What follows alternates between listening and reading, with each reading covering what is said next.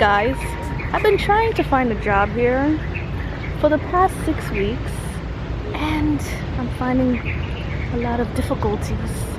You're gonna mute this, aren't you? No. Okay. So this is Just be honest. Yes, and right now people are taking pictures of us. Yeah. I'm tired of being the other in Vietnam. Like, I just miss my people. But I love it. It's an experience that I'll get to tell my grandkids. I'm loving it so far, but I have been here a month longer than you have, so that's probably why. Like, it took me a really long time to find the job, but when I did find the job, like, now I love it. So I think she's got an interview tomorrow, so yeah, fingers and toes crossed. I have an interview and I'm hoping that I get it because I need to eat, you know. At a sanctuary wellness spa, and it was actually really cheap. So we initially just wanted to come and use the pool for 100,000 Vietnamese dong, and then when we came here we realized that they had a deal on for 150, so we could use the swimming pool, jacuzzi, steam bath, and what else? Body scrub. And get a body scrub, yeah. So we're just like chilling. We had some food earlier and now we're chilling, chit-chatting, and yeah. So what do you like about Vietnam? You guys already know I love the food, or some parts of the food. I don't like seafood, but everything else I love. The people that don't stare and give you like funny looks are really good. No, they're really nice. That's And true. Vietnamese people are really welcoming, which is really good. Like, you live with a host family, right? Yeah, I do. Yeah, and your family are really My nice. host family is amazing. If they were not with me, I would have left a long time ago. Yeah, see, They so keep me sane. Seriously, Exactly. they do. there are a lot of perks There's a really of being here. yeah. There's really a lot of nice people, you know. Not everyone's the same. Yeah. There's really kind people. Like, if you ever find yourself in any kind of situation, you will get some help. Yeah, exactly. Yeah. Yeah, so what do you like about what? I feel like I'm so sad, I'm so bad, so I thought my camera was gonna fall in the water. So you're trying to save your camera? Like, I don't even know where the floor. Oh, there go the floor. It's a shame my battery's gonna die soon.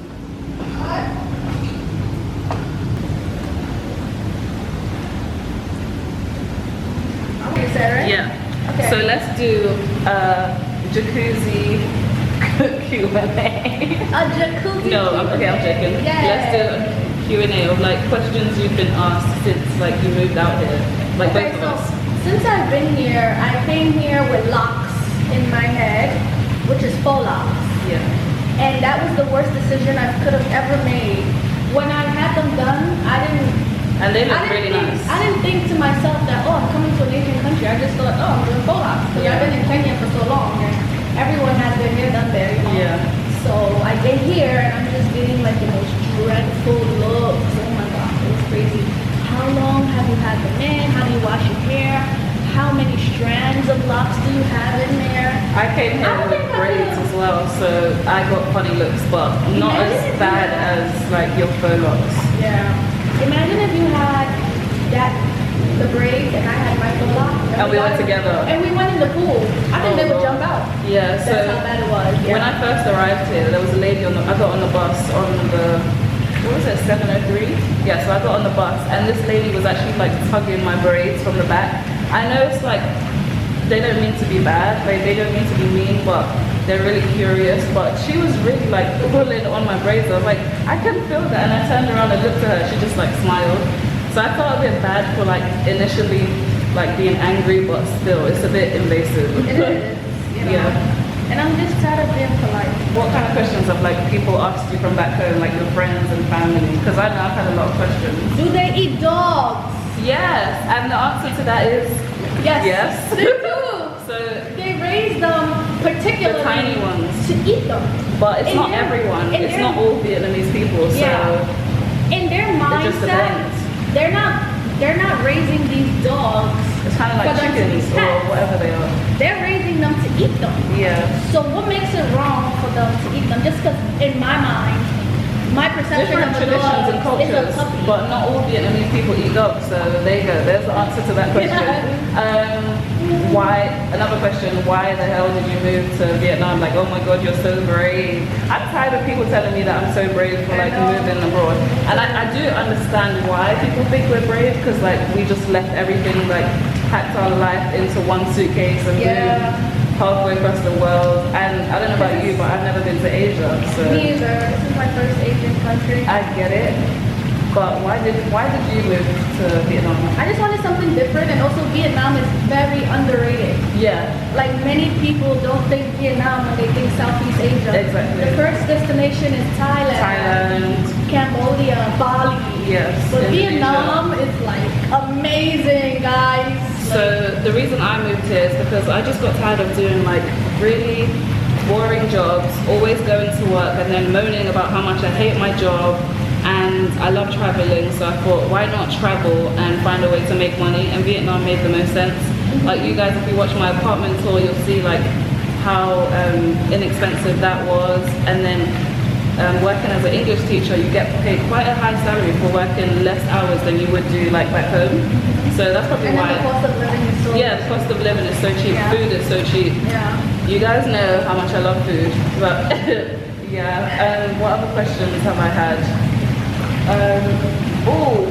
Okay, so another video that I'm gonna do like a whole separate, like this is a topic I'm gonna do a whole other video on. Is it easy finding a job without a degree or being black in Vietnam? We can just say the answer. No, it's really not easy. I have a degree. She has a degree, I don't have a degree. Like, She has a job. I went to uni and I quit, it wasn't for me. But yeah, I have found a job, but it wasn't easy. You've been here for 6, 8 weeks now? yeah, 8 weeks. Probably. And I've been here for 3 months, and I've only been working just over a month. So yeah, it wasn't easy, but I think it does get better. And some people find jobs easier than others do. Like it really doesn't matter if you've got a degree or don't have a degree. It kind of like is a luck thing. Exactly. It kind of is a luck thing here, which is kind of sad, but it just depends on your luck and connections as well. Yeah. Connections. Being at the right place at the right time. Exactly. Yeah. But yeah, I'm gonna do a whole other video on that. I want to say that for the ladies who love to do hairstyles, like high buns, pigtails, don't even think about it here. Just flat hairstyles. Like my hairstyles were so limited because this is a motorbike city. Yeah. And you must protect yourself. You must be safe. So you must have a helmet on. So all of you this, see this, it's gonna come down. all of this. When it's time to go home. Yeah. Unfortunately. The question that I remember that I have received quite a lot from like friends actually is Vietnam really poor? Like, oh my God, like you look like you're living in a village. Right now we're in a really nice spa, which I would actually say it was a 5-star like hotel and spa. No, it's not hotel, sorry, it's a well-being spa. It's really, really nice.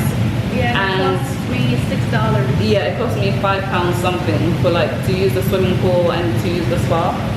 So there's nice places and there's pool parks just like everywhere else in Asia or Africa or even like America. yeah, exactly. So there are nice places and there are places that are still developing. But so far I love it, and I love both aspects of it.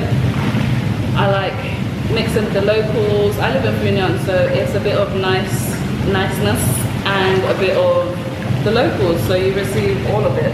And everyone's so friendly so far. Like when I went to Crescent Mall, I would never shop there. I just go there to look. We went there today. What I would do is go to Lotto Mart. I don't know if you've been there. Yeah, of course. It's very, very local. Yeah. They have clothes there. They have a lot of food places to eat, and they have this huge grocery store. Mm-hmm. You're not in the shop. Huh? You're not in the shop. Oh, I was trying to get the jacuzzi. I love the locals. Yeah. I don't like to be around tourists because because isn't that such a touristy thing to say? So before we got here, I'm sorry to cut you off, but before we got here, I kept asking her because she arrived before me. I was like, Samira, like, are there a lot of people in the pool? Like, is it really busy? I just always like, I don't know if I'm the only one, but we hate like tourists. Yeah, we do. And we're like First the biggest of all, tourists. if you go to the tourist areas, be prepared to pay an arm and a leg because they will try.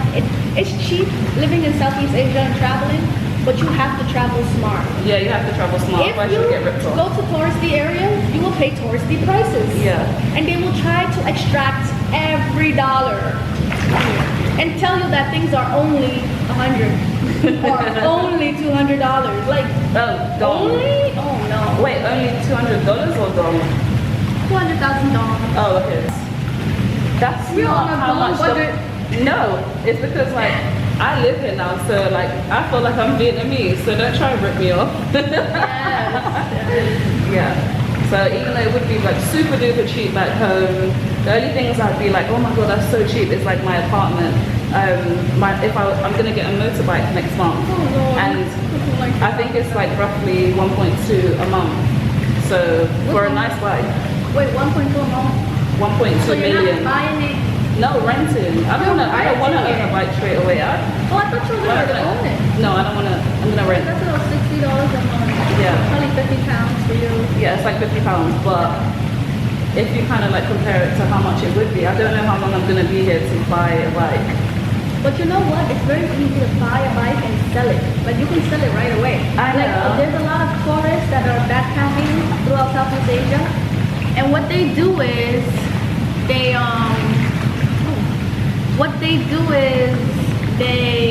because Vietnam is a very long country. Yeah, from the north to From the south to the north. So a lot of backpackers buy a bike for maybe $300, $350. Yeah, but and then they ride upwards to Hanoi, north. or the other way around, like Yeah, fly into Hanoi and drive down to Yeah. Ho Chi Minh City. And what they do as soon as they get here is they sell their bikes, and Yeah. it doesn't even take much effort.